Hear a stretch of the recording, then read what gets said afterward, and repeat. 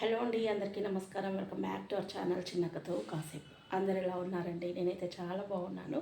మీరందరూ కూడా బాగుండాలని మనస్ఫూర్తిగా కోరుకుంటూ ఈరోజు వీడియోలోకి వెళ్ళిపోదామా. మాతృదేవో భవ, పితృదేవో భవ, ఆచార్య దేవో భవ. తల్లి తండ్రి తర్వాత స్థానాన్ని, అంతే స్థానాన్ని గురువుకి ఇచ్చారు.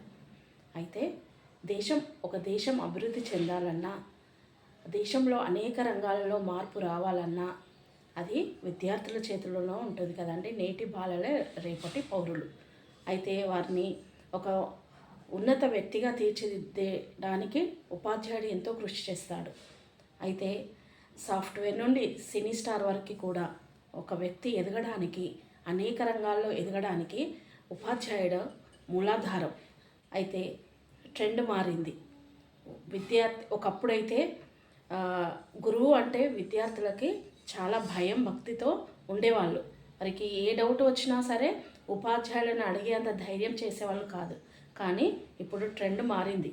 ఉపాధ్యాయులు విద్యార్థులతో స్నేహపూర్వక వాతావరణాన్ని నెలకొల్పడానికి సమయానుకూలంగా వారు విద్యార్థులతో పాటలు పాడుతున్నారు, ఆటలు ఆడుతున్నారు, స్టెప్పులు వేస్తున్నారు. అలా విద్యార్థులలో తాను కూడా ఒక విద్యార్థిలాగా మెలగడానికి ఉపాధ్యాయుడు కృషి చేస్తున్నాడు. అలా కృషి చేసినప్పుడే విద్యార్థి తనకు వచ్చే సందేహాలను ఉపాధ్యాయుడి దగ్గర అడగడానికి వారికి అవకాశం ఉంటుంది. భయము ఉన్నప్పుడు విద్యార్థి టీచర్ దగ్గర ఓపెన్ అప్ అవ్వలేడు. కాబట్టి టీచరే ఒక స్టెప్ దిగి విద్యార్థిలో తను కూడా ఒక విద్యార్థిగా ఉంటూ పిల్లలతో స్నేహపూర్వక వాతావరణాన్ని నెలకొల్పి విద్యార్థుల బంగారు భవిష్యత్తుకి బాటలు వేస్తున్నారు. అయితే ఎంతోమంది ఉపాధ్యాయులు వివిధ రంగాలలో విద్యార్థిని తీర్చిదిద్దడానికి ఓన్లీ జ్ఞానం ఇవ్వడమే కాదు, పుస్తక జ్ఞానంతో పాటు నైతిక విలువలను, క్రమశిక్షణను కూడా విద్యార్థులలో ఉపాధ్యాయులు పెంపొందిస్తారు. ఓన్లీ టీచింగ్ చేస్తే సరిపోతుందా అంటే సరిపోదు కదండి. విద్యార్థులకు క్రమశిక్షణ ఉండాలి, విలువలను పాటించాలి. అలా పాటించినప్పుడే ఈ దేశానికి కూడా వారు ఎంతో ఉపయోగపడతారు. కాబట్టి ప్రతి ఒక్క టీచర్ కూడా విద్యార్థిలో ఒక పాత్రను పోషిస్తారండి. అయితే మరి గతాన్ని మార్చలేము, కానీ మన చేతిలో ఉన్న భవిష్యత్తుని మార్చుకోవచ్చు అని ఎవరన్నారంటే డాక్టర్ సర్వేపల్లి రాధాకృష్ణన్ గారు అన్నారండి. అయితే తను తొలి ఉపరాష్ట్రపతిగా మన భారతదేశంలో పనిచేశారు. మరి ఆక్స్ఫర్డ్ యూనివర్సిటీలో ప్రొఫెసర్గా పనిచేసిన తొలి భారతీయుడు డాక్టర్ సర్వేపల్లి రాధాకృష్ణన్ గారు. వారు ఎన్నో రచనలు చేశారు. వారు మైసూర్ కళాశాలలో ఆచార్యునిగా పనిచేస్తున్న సమయంలో తనకు ట్రాన్స్ఫర్ అవుతుందండి. అయితే విద్యార్థులు తనకి మంచి వీడుకోలు ఇవ్వాలి, తను మర్చిపోలేని వీడుకోలు ఇవ్వాలని ఒక ప్లాన్ చేస్తారండి.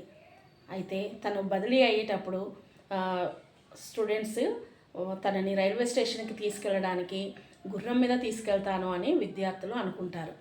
అయితే తనని అడుగుతారు, తన పర్మిషన్ కూడా ఉండాలి కదండి. అయితే మరి తను ఒప్పుకోరు, గుర్రం మీద వెళ్ళడానికి డాక్టర్ సర్వేపల్లి రాధాకృష్ణన్ గారు ఒప్పుకోరు. అయినా సరే విద్యార్థులు తనను ఒప్పిస్తారు. అదేనండి మరి టీచర్కి స్టూడెంట్స్కి అలాంటి రిలేషన్షిప్ ఉంటుంది. విద్యార్థులు ఏది అడిగినా టీచర్స్ కాదనలేరు కొన్ని విషయాలలో. అలాగే తను కూడా ఒప్పుకుంటారు గుర్రం మీద వెళ్ళడానికి. కానీ సమయంలో తను వెళ్ళే సమయంలో ఆ గుర్రము ఆ పిల్లలకు కనబడదు, స్టూడెంట్స్కి. అయితే వారు తమ చేతుల భుజాల మీద ఎత్తుకొని రైల్వే స్టేషన్ వరకు తీసుకెళ్ళి వీడుకోలు ఇస్తారండి. మరి అది ఎంత తన జీవితంలో మర్చిపోలేని సంఘటన కావచ్చు సర్వేపల్లి రాధాకృష్ణన్ గారికి ఈ సంఘటన. అలా ఉంటుందండి. మరి ఒక తరగతి గదిలో వారికి స్టూడెంట్కి టీచర్స్కి ఏ బ్లడ్ రిలేషన్ ఉండదండి. ఒక క్లాస్ రూమ్లో టీచర్ స్టూడెంట్కి మధ్య ఒక బాండింగ్ అనేది ఏర్పడుతుంది.